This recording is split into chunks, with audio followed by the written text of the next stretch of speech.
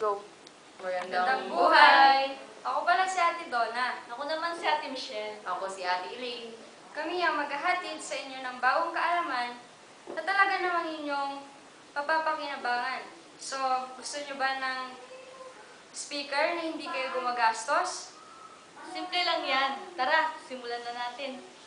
So, ito yung mga materials na ating gagamitin. Maghanap lang tayo ng 2 cups. At paper tube.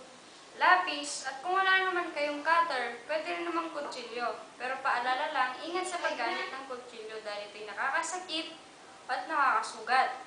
So, Excited na ba kayo kung paano gumawa ng speaker? Tara, simulan na natin ang paggawa ng speaker. ang unang ilapat yung paper tube sa baso. Ayan. Kunin yung lapis, sukatin para masukat kung ang tamang bilog ng paper tube. Ayan. Yung isa, hindi. Yung isa, Ayan. Tapos, kunin yung kutsilyo or cutter para mabutasan ang caps. At ang susunod na susukatan ay ang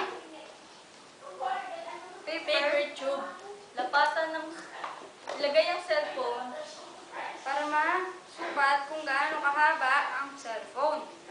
Ayan. Ayan, tapos na. ito na yung mga cups.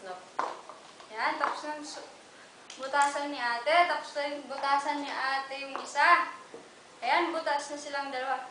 Sa bawat dulo ng paper tube, eto, at ilagay ang paper tube sa bawat butas ng baso.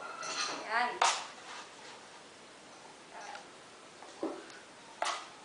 Ayan. Pagit na natin yung butas ng paper tube. Ayan. Gawa na ang ating speaker. Okay, pwede ba natin i-try kung paano? Sige, sige.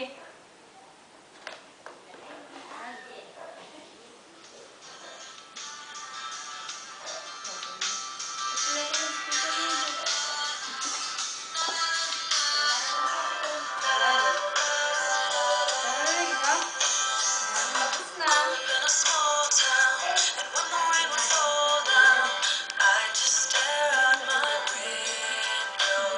Subaybayan pa ninyo ang mga bago naming kaalaman na ihahatid sa